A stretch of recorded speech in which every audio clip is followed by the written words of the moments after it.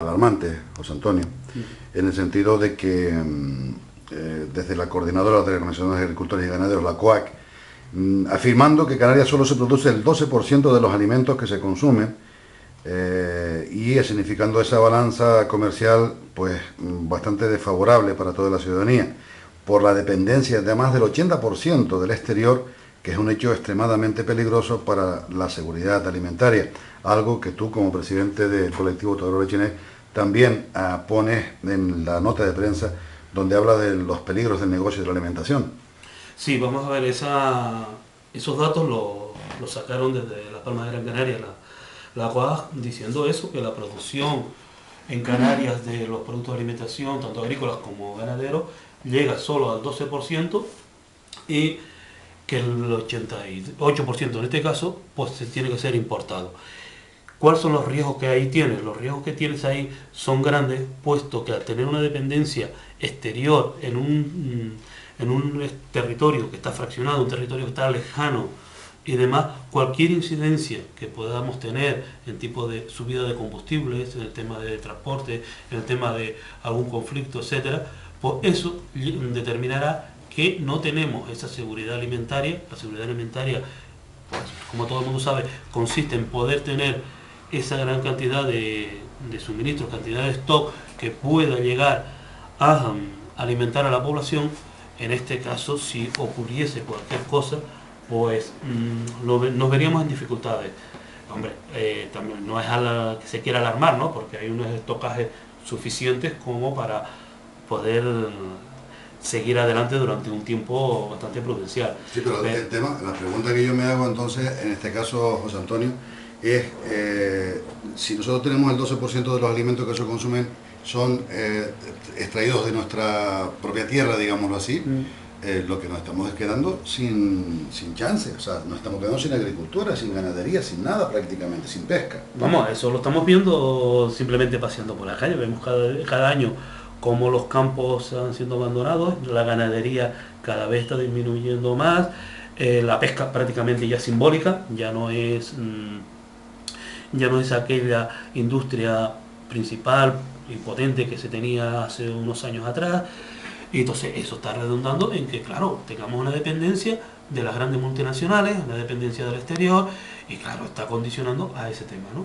Y luego ya nos vamos a meter también el porqué de esa gran dependencia exterior y el por qué interesa en la dependencia exterior, que también eso pues, está condicionando que otros países que son productores de materia prima agrícola y ganadera y pesquera, pues lo están conduciendo también a penuria y a pobreza extrema, como está ocurriendo también. No cabe duda de que, según la editorial del periódico El País del 20 de mayo de este año, dice que la escandalosa alza mundial de los alimentos exige contundencia contra la especulación. Desde el punto de vista de Tauró Lechinés y tú como presidente, ¿tú crees que hay especulación en ese sentido? Sí, por supuesto.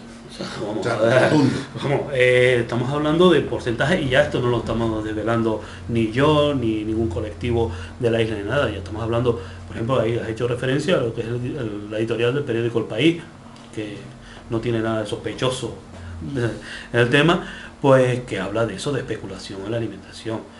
Hay márgenes comerciales que llegan al 400%. O sea, esto es humillante y es una vergüenza. O sea, eso está ocurriendo. El año pasado, cuando cuando la manifestación contra la ampliación de los rodeos, porque se iban a cargar el tema del espacio agrícola, salió un tema a la luz, que fue una manifestación que también hizo la COAG en Las Palmas, y donde ponían los precios a que ellos le pagaban los productos y los precios que estaban en el supermercado. Y recuerdo algo muy significativo de aquel tema, que fue que los calabacines se los pagaban a los agricultores a 20 céntimos y en el supermercado estaban a 2,40.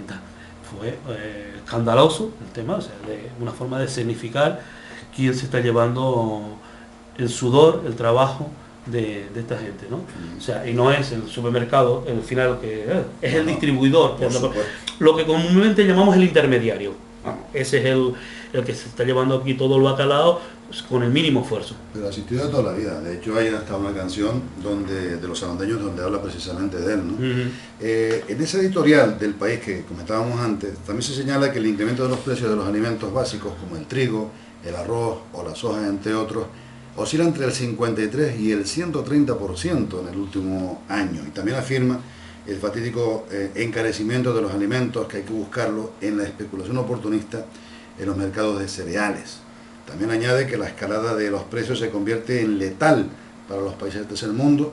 Yo no sé dónde se ubica, en este caso Canarias, pero debido a un sistema perverso y que obliga a esos países a exportar los alimentos que producen para compensar su deuda exterior. Fíjate tú. Sí, ahí está el tema de que antes te quise hacer la lanzadera, ¿no?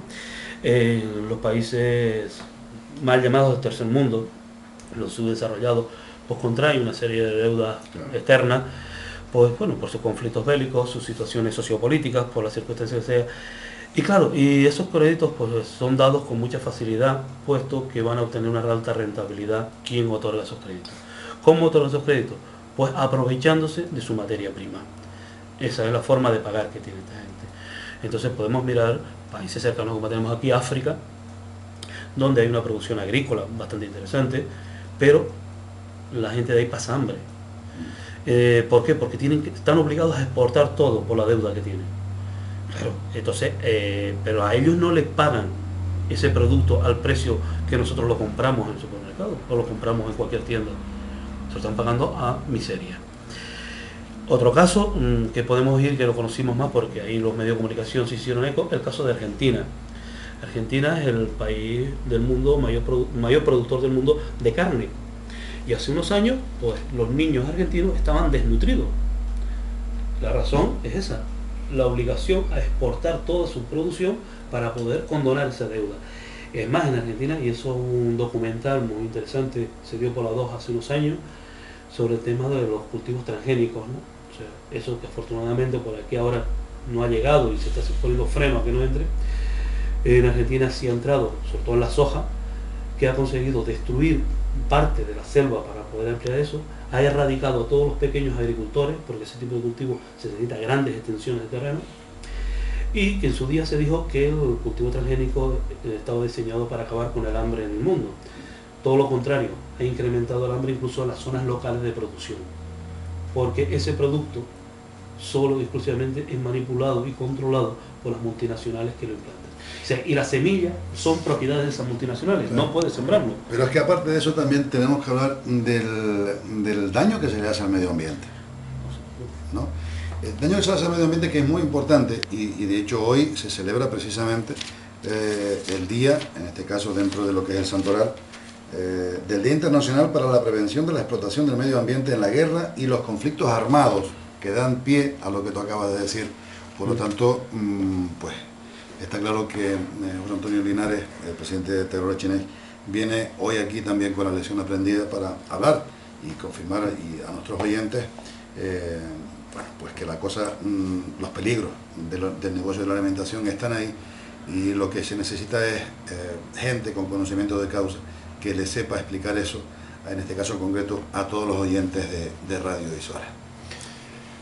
Vamos a continuar entonces hablando con José Antonio del tema. Comentábamos antes, tú me hacías una señalización en las diferencias insultantes entre el precio pagado al cosechero y el abonado por el consumidor final, que es del 400%, y la desaparición de la producción local, circunstancia